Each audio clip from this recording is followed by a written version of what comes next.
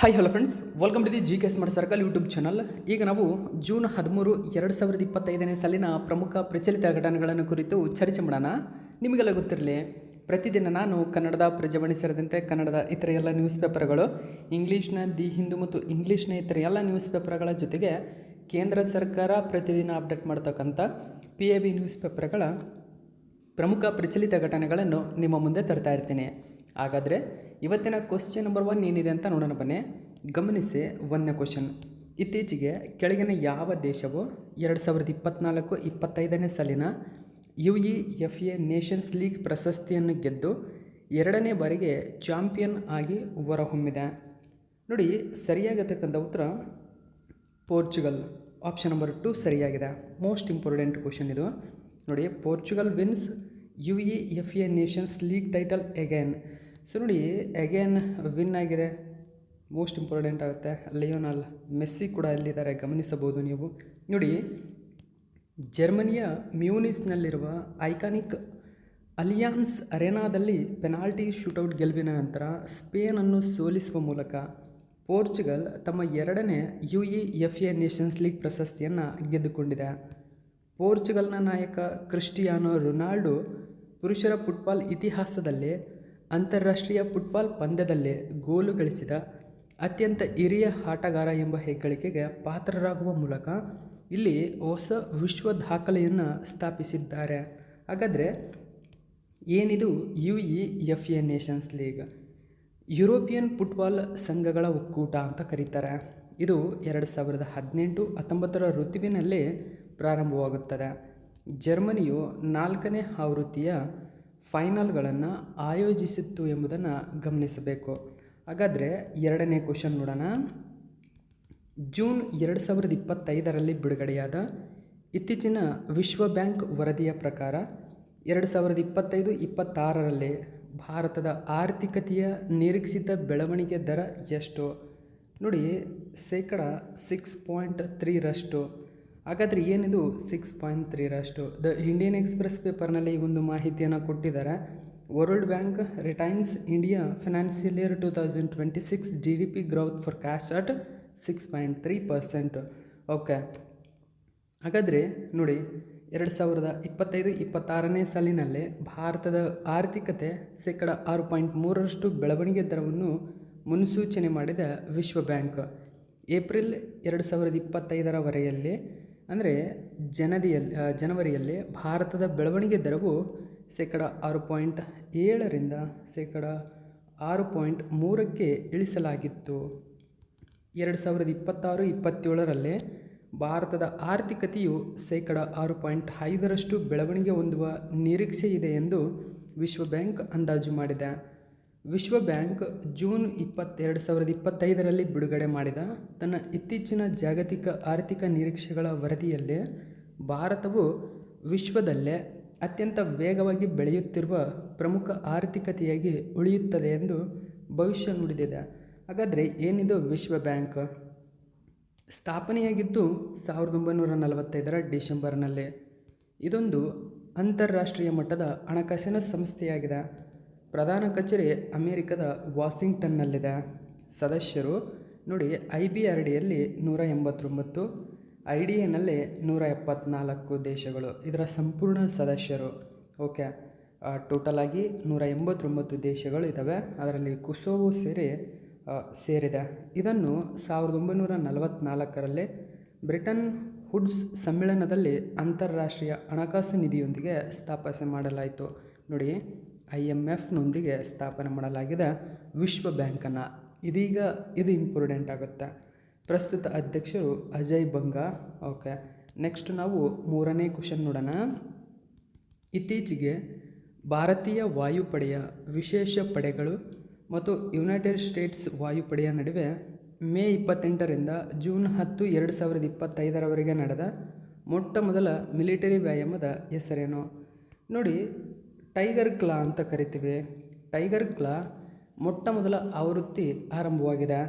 Tiger ಕ್ಲಾ ಇದು ಭಾರತೀಯ ವಾಯುಪಡೆಯ ವಿಶೇಷ ಪಡೆಗಳು ಮತ್ತು ಯುನೈಟೆಡ್ ಸ್ಟೇಟ್ಸ್ ವಾಯುಪಡೆಯ ನಡುವೆ ನಡೆದಿರತಕ್ಕಂಥ ಒಂದು ಅಂತಾರಾಷ್ಟ್ರೀಯ ಮಟ್ಟದ ಮೊಟ್ಟ ಮೊದಲ ಮಿಲಿಟರಿ ವ್ಯಾಯಾಮವಾಗಿದೆ ಟೈಗರ್ ಕ್ಲಾ.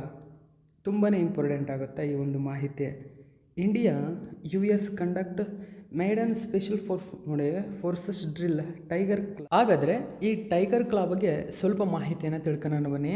ನೋಡಿ, ಭಾರತೀಯ ವಾಯುಪಡೆಯ ವಿಶೇಷ ಪಡೆಗಳು ಮತ್ತು ಯುನೈಟೆಡ್ ಸ್ಟೇಟ್ಸ್ ವಾಯುಪಡೆಯ ನಡುವಿನ ಮೊಟ್ಟ ಮೊದಲ ಜಂಟಿ ಮಿಲಿಟರಿ ವ್ಯಾಯಾಮವಾಗಿರ್ತಕ್ಕಂಥ ಟೈಗರ್ ಕ್ಲಾ ಇದನ್ನು ಗರುಡ ರೆಜಿಮೆಂಟ್ ತರಬೇತಿ ಕೇಂದ್ರದಲ್ಲಿ ಯಶಸ್ವಿಯಾಗಿ ಮುಕ್ತಾಯಗೊಳಿಸಲಾಯಿತು.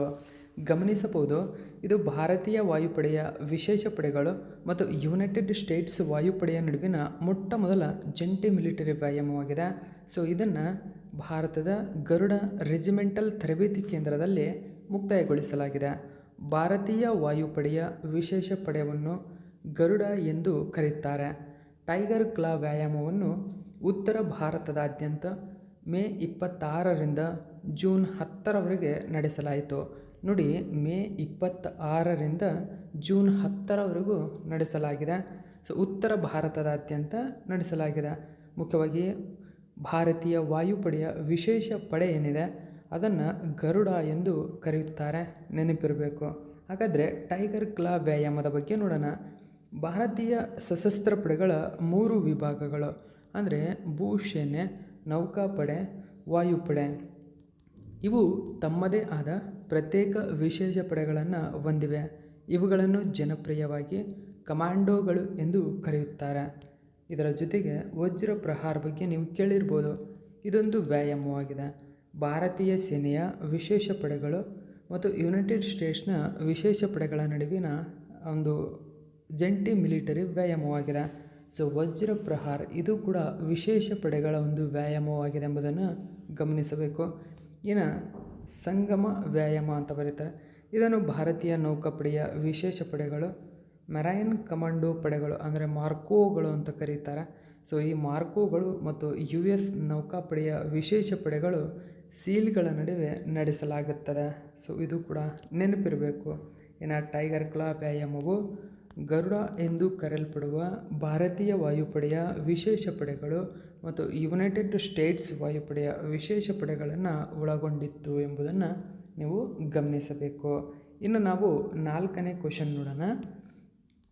ಗಮನಿಸಿ, ಅಂತಾರಾಷ್ಟ್ರೀಯ ಕಾರ್ಮಿಕ ಸಂಸ್ಥೆಯ ಪ್ರಕಾರ ILO ಇಂಟರ್ನ್ಯಾಷನಲ್ ಲೇಬರ್ ಆರ್ಗನೈಜೇಷನ್ ಪ್ರಕಾರ ಭಾರತೀಯ ಜನಸಂಖ್ಯೆಯ ಎಷ್ಟು ಶೇಕಡಾ ಜನರು ಸಾಮಾಜಿಕ ಭದ್ರತಾ ಯೋಜನೆ ಅಡಿಯಲ್ಲಿ ಒಳಗೊಳ್ಳುತ್ತಾರೆ?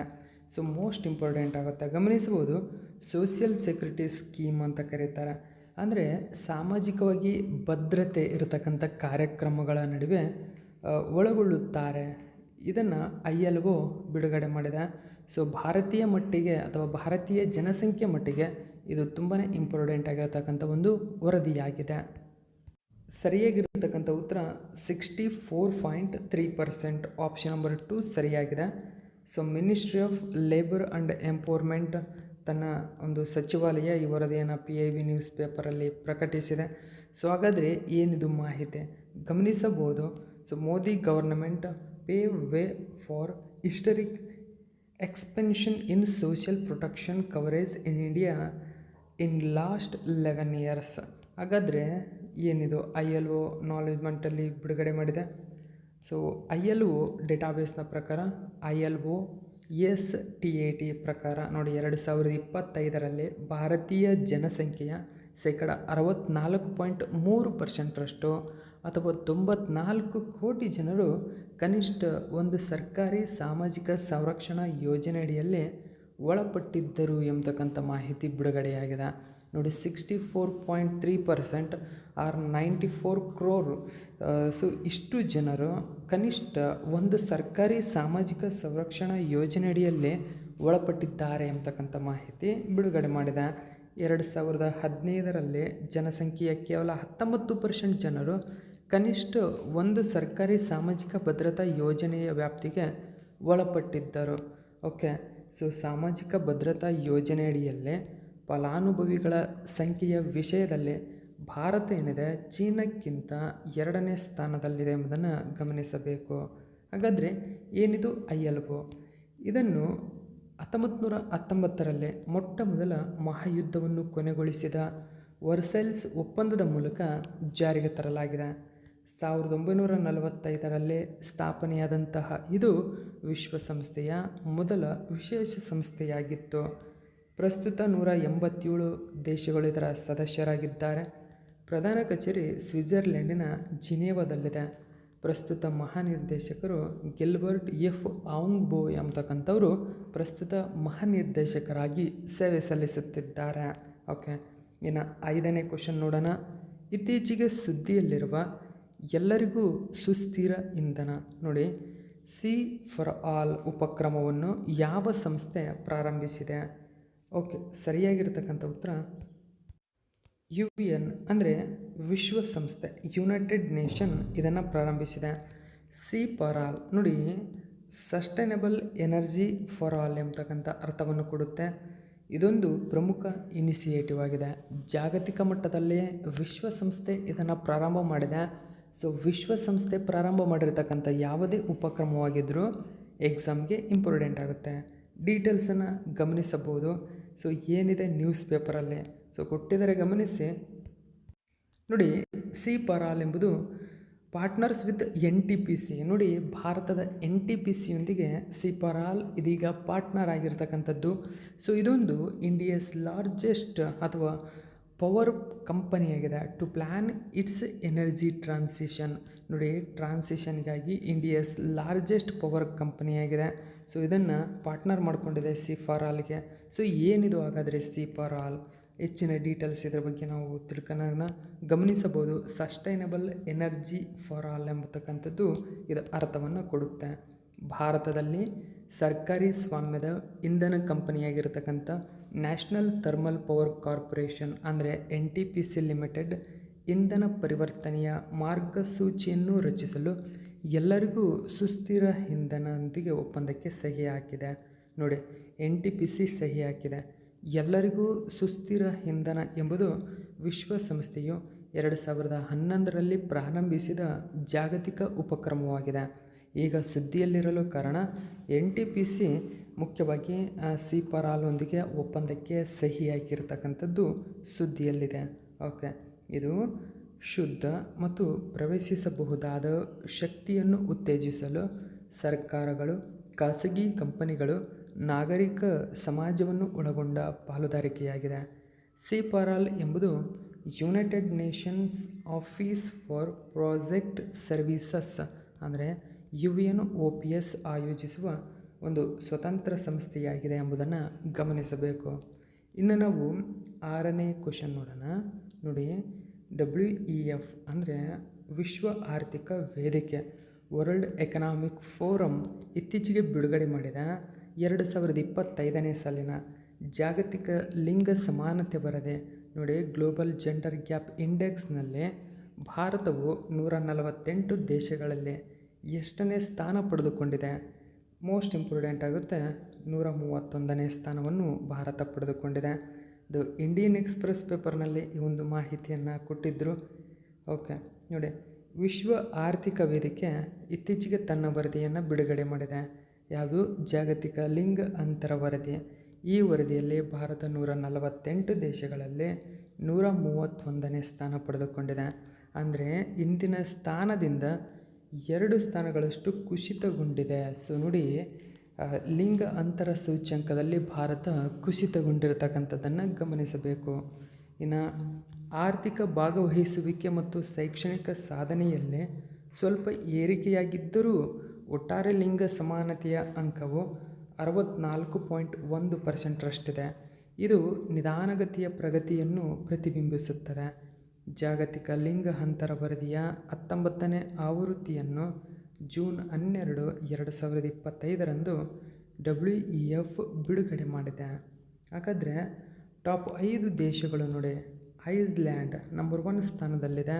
ಫಿನ್ಲ್ಯಾಂಡ್, ನಾರ್ವೆ, UK, ನ್ಯೂಜಿಲ್ಯಾಂಡ್ ತದನಂತರದ ಸ್ಥಾನದಲ್ಲಿವೆ. ಹಾಗಾದರೆ ಭಾರತದ ಲಿಂಗ ಸಮಾನತೆಯ ಸಾಧನೆ ಒಟ್ಟಾರೆ ಶ್ರೇಯಾಂಕ 131ನೇ ಸ್ಥಾನದಲ್ಲಿದೆ. ಅಂದರೆ 2024ರಲ್ಲಿ 129ನೇ ಸ್ಥಾನದಲ್ಲಿದ್ದಂತಹ ಭಾರತ 131ನೇ ಸ್ಥಾನಕ್ಕೆ ಕುಸಿತಗೊಂಡಿದೆ. ಇನ್ನು ಸಮಾನತೆಯ ಒಂದು ಅಂಕ ನೋಡೋದಾದರೆ 64.1%ರಷ್ಟಿದೆ. ದಕ್ಷಿಣ ಏಷ್ಯಾದಲ್ಲೇ ಅತ್ಯಂತ ಕಡಿಮೆ ಎಂಬುದು ವರದಿ ಬಹಿರಂಗಪಡಿಸಿದೆ. ಓಕೆ, ಸೊ ನೆಕ್ಸ್ಟ್ 7ನೇ ಕ್ವಶನ್ ನೋಡಿ. ಇತ್ತೀಚೆಗೆ ಕೆಳಗಿನ ಯಾವ ಪ್ರಸಿದ್ಧ ಲೇಖಕಿಯು ಭಾರತದ ಆರಂಭಿಕ ಇತಿಹಾಸವನ್ನು ತಿಳಿಸುವ ಇಂಡಿಯಾ 5000 ಇಯರ್ಸ್ ಆಫ್ ಹಿಸ್ಟರಿ ಎಂಬ ಕೃತಿಯನ್ನು ಬರೆದಿದ್ದಾರೆ? ನೋಡಿ, ಮೋಸ್ಟ್ ಇಂಪಾರ್ಟೆಂಟ್ ಆಗುತ್ತೆ ಈ ಕೃತಿ, India 5000 years of history. So ಯಾರು ಬರೆದಿದ್ದಾರೆ? ಸರಿಯಾದಂಥ ಉತ್ತರ ಆಂಡ್ರೆ ಟ್ರಸ್ಕೆ, ಆಪ್ಷನ್ ನಂಬರ್ 1 ಸರಿಯಾಗಿದೆ. ಸೊ ಏನಿದು? ಹಿಂದೂ ನ್ಯೂಸ್ ಪೇಪರಲ್ಲಿ ಮಾಹಿತಿ ಕೊಟ್ಟಿದ್ದರು ನೋಡಿ. Truschke author of India 5000 years of history. So 5000 years ಹಿಸ್ಟರಿಯನ್ನು ಹೊಂದಿದೆ. ಸೊ ಇದೊಂದು ಪ್ರಸಿದ್ಧ ಕೃತಿಯಾಗಿ ಮಾರ್ಪಟ್ಟಿರ್ತಕ್ಕಂಥದ್ದು. ಸೊ ಈ ಆಂಡ್ರೆ ಟಸ್ಕೆ ಏನಿದ್ದಾರೆ, ಆಲ್ರೆಡಿ ಹಿಂದೆ ಅವರು ನೋಡಿ Aurangzeb the man and the myth ಎಂಬ ಕೃತಿಯನ್ನು ಬರೆದಿದ್ದರು. ಓಕೆ, ಸೊ ಅವರ ಇತ್ತೀಚಿನ ಪುಸ್ತಕ India 5000 years of history on the subcontinent ಎಂಬುದು. ಸೊ ಇದು ಜೀವನದ ಆರಂಭಿಕ ಚಿಹ್ನೆಗಳಿಂದ ನೋಡಿ, ಅಂದರೆ ಮಾನವನ ಆರಂಭಿಕ ಚಿಹ್ನೆಗಳಿಂದ 21ನೇ ಶತಮಾನದವರೆಗಿನ ಉಪಖಂಡದ ಇತಿಹಾಸದ ವಿಹಂಗಮ ನೋಟವನ್ನು ನೀಡುತ್ತದೆ. ಇದು ಅತ್ಯಂತ ಪ್ರಮುಖ ರಾಜಕೀಯ, ಸಾಮಾಜಿಕ, ಧಾರ್ಮಿಕ, ಬೌದ್ಧಿಕ, ಸಾಂಸ್ಕೃತಿಕ ಘಟನೆಗಳನ್ನು ದಾಖಲಿಸುತ್ತದೆ. ಸೊ ಮುಖ್ಯವಾಗಿ ಇಷ್ಟೆಲ್ಲ ಈ ಕೃತಿ ಒಳಗೊಂಡಿರತಕ್ಕಂಥದ್ದು. ಸೊ ಇದೇ ಇವತ್ತಿನ ಪ್ರಮುಖ ಪ್ರಚಲಿತ ಘಟನೆ. ಉಳಿದಂಥ ಮಾಹಿತಿಗಳನ್ನು ಇವತ್ತೇ ಆದಷ್ಟು ಬೇಗ ನಿಮ್ಮ ಮುಂದೆ ಅಪ್ಡೇಟ್ ತರ್ತೀನಿ. So thank you so much for watching my video friends.